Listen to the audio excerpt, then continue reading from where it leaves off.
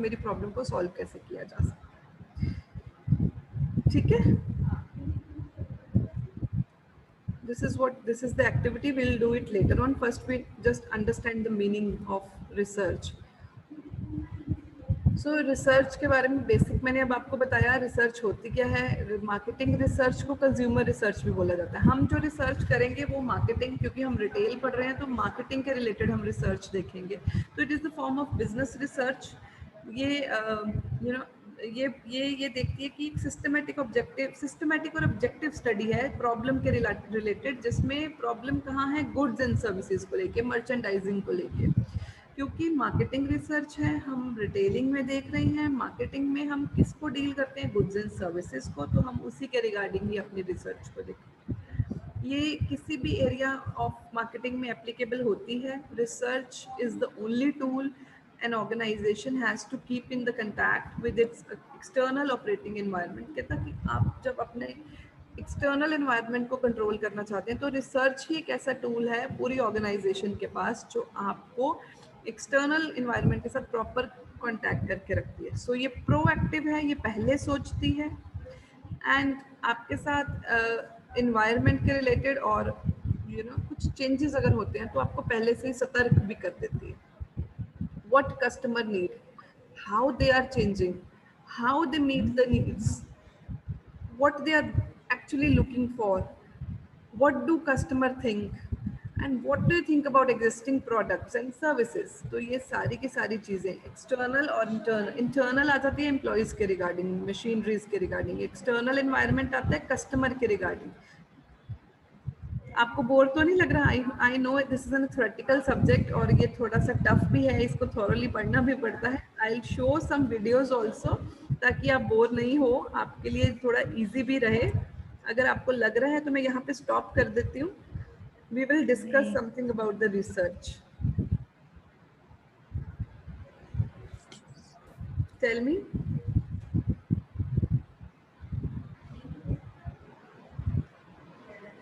External में हाँ जी रमन क्या कह रहे हो?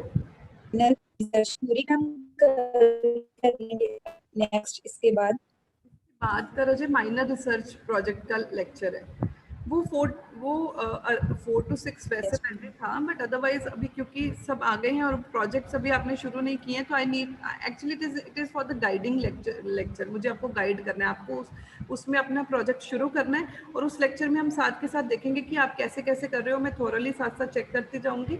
हम डिस्कस उसमें करेंगे कि आप कौन कौन से टॉपिक्स ले सकते हैं।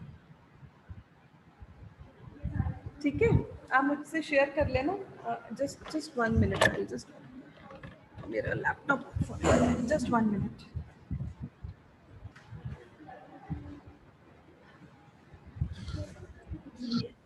No, it is not connected.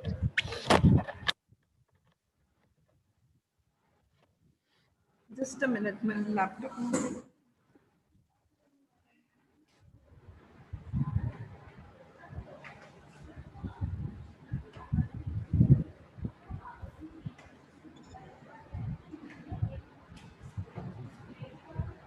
Yes, now it is connected. I lost the battery connection. If I wouldn't see, it will be off. So आपको अभी तक कोई दिक्कत आ रही है? आपको लग रहा है कि सब्जेक्ट थोड़ा सा लग रहा है सब्जेक्ट टफ, क्योंकि रिसर्च आप लोगों के लिए नया सब्जेक्ट है। आप लोग जब तक करोगे नहीं इसको तब तक समझोगे नहीं। नेक्स्ट लेक्चर में हम ये देखेंगे कि रिसर्च स्टार्ट कैसे करनी है प्रैक्टिकली, तो फिर आपके लिए ये ईजी होगा करना। बेसिकली जो एक्सटर्नल इन्वायरमेंट होता है उसमें कॉम्पिटिटर्स आ जाते हैं, उसमें माइक्रो मैक्रो एक्सटर्नल फैक्टर्स आ जाते हैं जो आपको अफेक्ट करते हैं। कस्टमर की चॉइसेस आ जाती हैं, डिमांड्स आ जाती हैं, कस्टमर क्या सोचता है, ये सब आ जाता है। तो इसीलिए उनको प्रोएक्टिव रहना पड़ता है, उनको ये रिसर्च करनी पड़ती है कि कस्टमर क्या डिमांड कर रहा है, उसके अकॉर्डिंग हम अपना प्रोडक्ट लेके आए।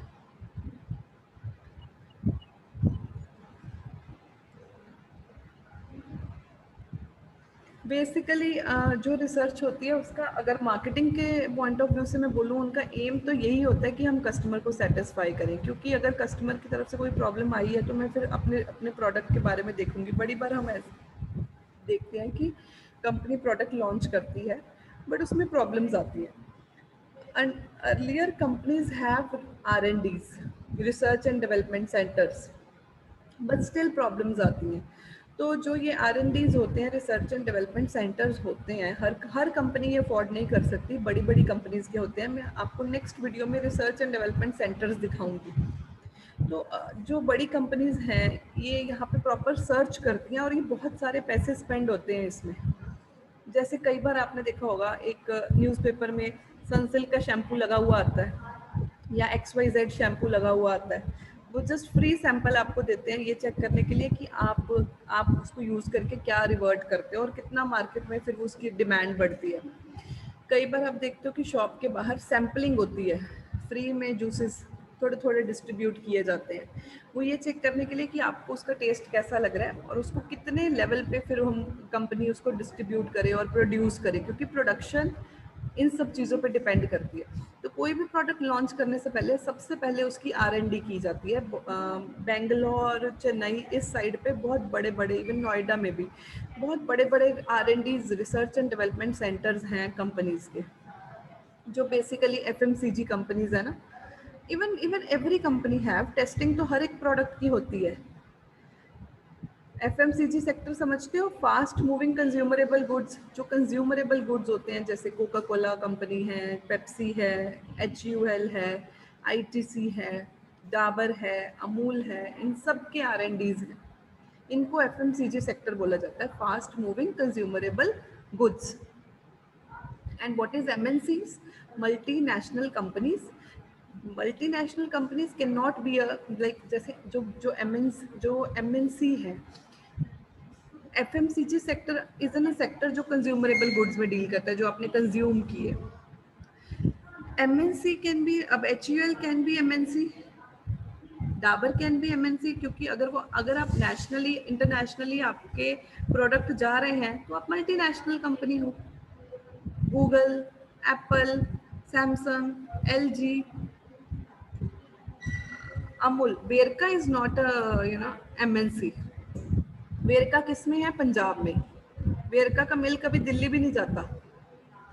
या अगर हम बोले बेंगलोर में वेरका मिलता है, नहीं मिलता. वेरका पंजाब में है. ऐसे ही कंपनीज जो इंटरनेशनल बॉर्डर्स अक्रॉस होती हैं तो उनको MNCs बोला जाता है. Ma'am international out of the India या फिर? National, yes of course. जो ओके. अब्रॉड में सेटल होती हैं बड़ी बड़ी कंपनीज, जो जैसे कोका कोला बाहर की कंपनी है, वो इंडिया में भी है. इसी तरह बाहर की मैम जैसे आपने वेरका की, वेरका रजे पंजाब में है ना. हाँ जी मैम, तो वो स्टेट में भी नहीं जाता तो जो एक स्टेट से दूसरी स्टेट तक जाते हैं गुड्स, उसको क्या बोलेंगे? काउंट करते हैं ना, क्योंकि हो सकता है वेरका हिमाचल में जाता हो बट वो साउथ तक नहीं पहुंचता, तो इसलिए वो okay with in ma'am. The India boundaries में ही है, with in the state boundaries में ही है. ओके. ये आपको, आप जब किस कंपनीज के बारे में सर्च करते हो ना, सबसे पहले प्रैक्टिकल पढ़ाई पढ़नी है. कैसे पढ़ेंगे? किताबों से नहीं पढ़ी जाती. किताबों में 2 एग्जाम्पल होंगी, 3 होंगी. आपके पास पूरा का पूरा नेट अवेलेबल है. आप कंपनीज के बारे में सर्च करना शुरू करो. आप कंपनी सर्च करो, आप उनकी एनुअल रिपोर्ट्स पढ़ा करो. ये देखो, मेरी स्क्रीन शेयर है, मैं आपको दिखाती हूँ कोका कोला की annual report. Must start reading about the annual reports of the companies. हम कोका कोला की ही पढ़ लेते हैं पहले. जब आपने रिसर्च करना है ना, प्रोजेक्ट आपने ऐसे ही करना है. आपने उनकी एनुअल रिपोर्ट्स, फाइनेंशियल स्टेटमेंट्स, ये देखो उनके इन्वेस्टर रिलेशन, फाइनेंशियल रिजल्ट्स. क्योंकि अगर एक कंपनी लिस्टेड है ना स्टॉक एक्सचेंज में, उसकी नेटवर्थ अगर 500 करोड़ से अबव है तो company can able to listed. I think 500 crore है या समथिंग लाइक दैट. तो वो स्टॉक एक्सचेंज के साथ लिस्ट हो सकती है. तो जब कंपनी लिस्ट होती है, क्योंकि उसे IPOs लॉन्च करने पड़ते हैं, FPOs लॉन्च करने पड़ते हैं. IPOs is initial public offering, यानी कि शेयर्स इशू करने पड़ते हैं. तो ऑफ कोर्स उनको अपनी एनुअल स्टेटमेंट्स, उनको अपनी रिपोर्ट सबके साथ शेयर करनी पड़ती है. अगर वो शेयर नहीं करते तो हम कैसे शेयर इन्वेस्ट करेंगे? हम उनके सारे ट्रेंड्स देखते हैं, ट्रेंड मैट्रिक्स देखते हैं, पूरा उनका बीटा देखते हैं, उनका अल्फा देखते हैं, तभी हम पैसे इन्वेस्ट करते हैं स्टॉक मार्केट में. तो हर कंपनी की जो स्टॉक लिस्टेड होगी कंपनी, उनकी हर एक की आपको एनुअल रिपोर्ट मिल जाएगी.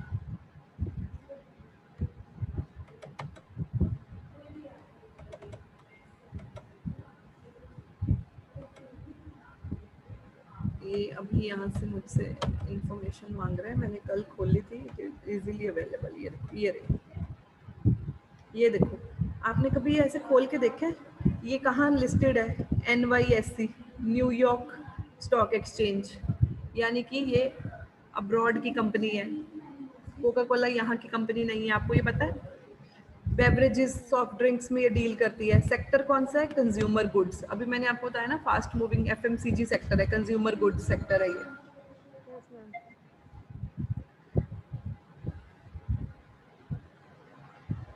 आप ऐसे कंपनीज को देखा करो, कैसे कोका कोला मॉन्स्टर, ये कोका कोला का ब्रांड है, कोका कोला अंदीना, कोका कोला अमतिल, ये कहाँ पे हैं? हर हर हर यू नो कंट्री में कोका कोला डिफरेंट उसके साथ है, नेम कोका कोला होगा बट ब्रांड के साथ टैग अलग लगता है, सब्सिडरी कंपनीज होती हैं।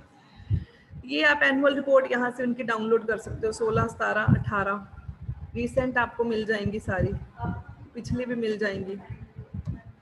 करके दिखाऊं? हाँ जी मैम, दिखा दो। इसको बोलते हैं प्रैक्टिकल स्टडी, समझे? आप लोग खोलते, आप लोग सिर्फ किताबें पढ़ते हो, किताबें पढ़ ली दैट मीन्स हो गया। किताबों के अलावा बहुत सारी एडवांस स्टडीज होती हैं।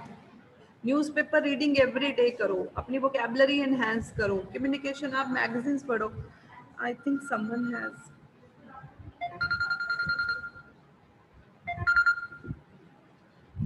some student has important work. She called me thrice, but I'm in a class, I'm not able to pick up. Maybe she came for the admission and all.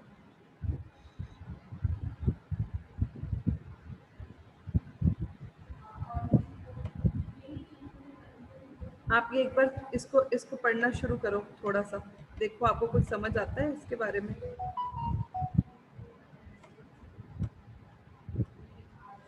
सभी अवेलेबल है ना? अगर camera on off किए हैं तो on करके इसको पढ़ना शुरू करो, एक बार देखो। मैं लगाती हूँ।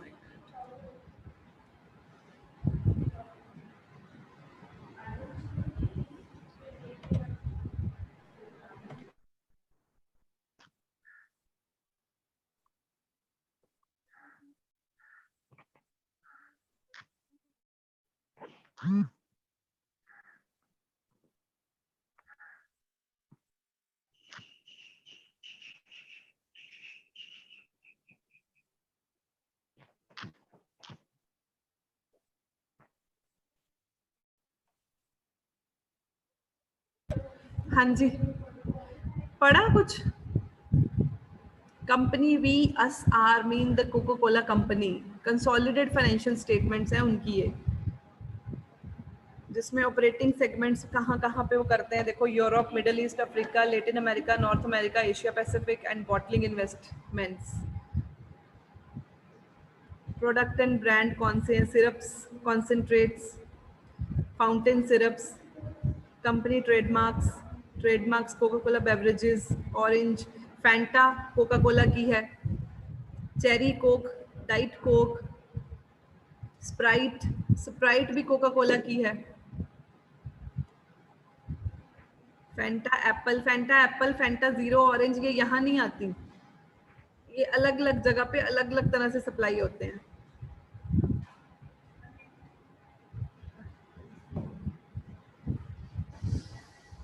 ठीक है, इसी तरह मैंने अभी आपको कोका कोला की दिखाई है। अब ये आपकी ड्यूटी है, आप मैक्सिमम सर्च करोगे इन चीजों के रिलेटेड।